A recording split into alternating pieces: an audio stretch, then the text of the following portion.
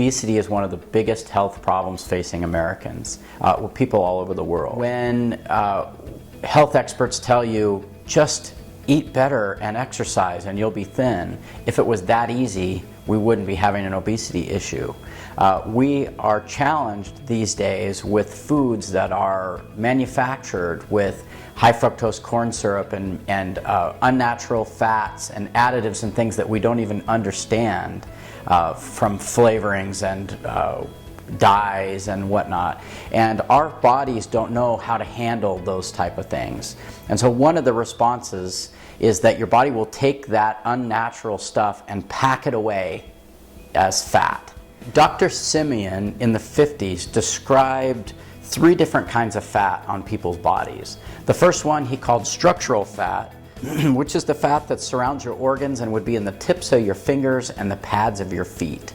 That fat is really not an energy source. The second kind of fat we call dermal fat is right underneath your skin, and it's the fat that your body readily accesses if you skip lunch, for example. If you were to go all night long without eating, like we do every night as we sleep, your body takes that normal dermal fat, turns it into energy, and that keeps your heart beating, among other things. The third type of fat we're calling abnormal fat, or adipose tissue, or brown fat, some people refer to that. And this particular fat is the ones that get stuck around our middle. It's the junk in your trunk, it's the muffin top, it's the beer belly type of fat. And what's interesting about that fat is your body doesn't recognize it as a source of energy. And so the reason why typical diet programs fail over and over again is they do cause you to lose weight, but the weight you lose is dermal fat weight. And when your body doesn't have enough dermal fat, it has a very powerful hunger to restore that dermal fat. And so that's why people yo-yo diet. They go down, they lose the weight, but it comes from dermal fat, and then their body has this very powerful hunger to restore the dermal fat, so then they eat and then they gain the weight again. The 180 protocol is different because we actually help the body access that abnormal adipose type tissue. We go after the junk in your trunk and help your body recognize that as energy. Many people understand that they can run and exercise and still be carrying around 20 and 30 pounds of fat that their body never uses, no matter how much they exercise.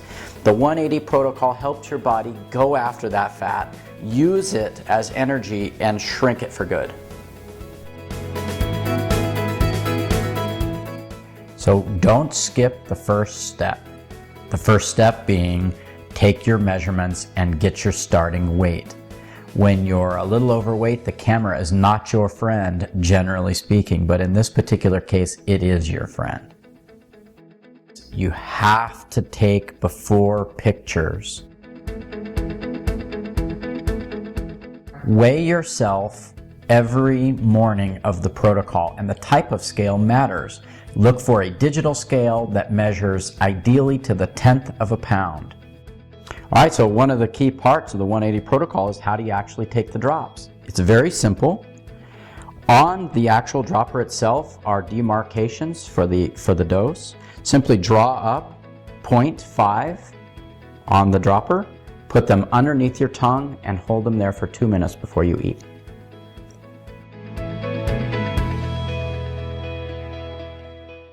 The first 2 days of the protocol will be your favorite. They're a critical piece. We call them loading days, and you are going to eat hard for 48 hours. We're talking about eating fatty foods like pizza and hamburgers and ribs, and really eat hard. And when you're full, eat dessert. And you do that for 2 full days. It's a critical process because we're replenishing our dermal fat stores so that when you begin the low calorie portion, your body is not hungry for dermal fat. And don't forget to take your drops 3 times a day, 15 minutes before each meal during loading days.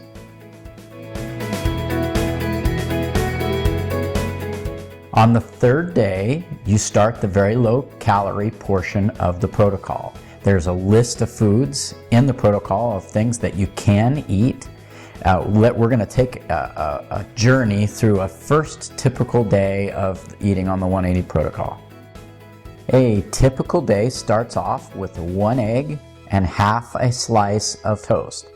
Moving on to mid-morning, have a piece of fruit from the list. For lunch, you have 3 to 5 ounces of protein from the list in the protocol and a small salad. In the afternoon, another snack, a piece of fruit from the list.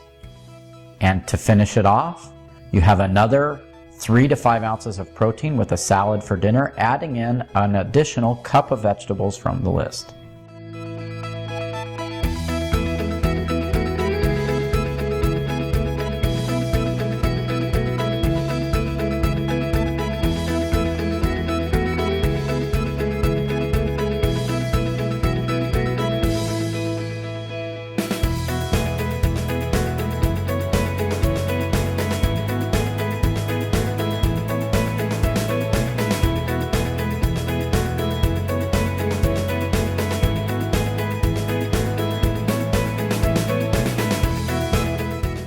Water is critical in the protocol. Follow the chart to determine how many ounces of water you will drink per day. Really critical when you're burning dirty, toxin-filled fat like we're going after, that you have enough water to help your filtering organs get that junk out. Write in your food journal everything that you put in your mouth for the first week or so. We find this is critical as you may learn some foods cause inflammation in your body. You'll know that by stepping on your scale and noticing, I didn't lose as much today as I did yesterday. And if you go back to yesterday's food journal, decide which foods work great for your body and which ones don't. Taking the basic program is a very important part of the 180 protocol. If your body is mineral deficient, you will have powerful cravings for some foods trying to solve that mineral deficiency. One of the most common questions about the protocol is, how much should I exercise? And the answer is not at all for the first 2 weeks. Once you've been on the protocol for about 2 weeks and you've determined which foods work well for your body, then begin to incorporate a moderate exercise, gradually increasing it as you move along.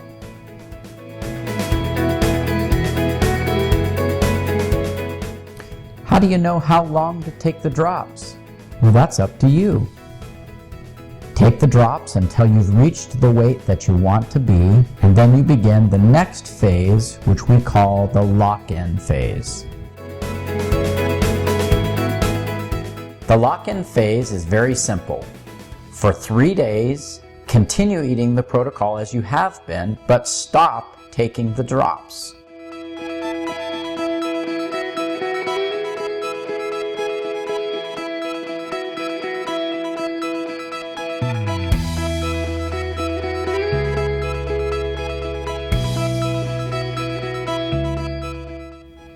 Gradually increase the foods that you eat, still eating from the list, increase them, but maintain your weight within a pound or 2 of your lock-in weight. At the end of that 3-week period, you're finished, and you can begin to incorporate other foods that were not on the list.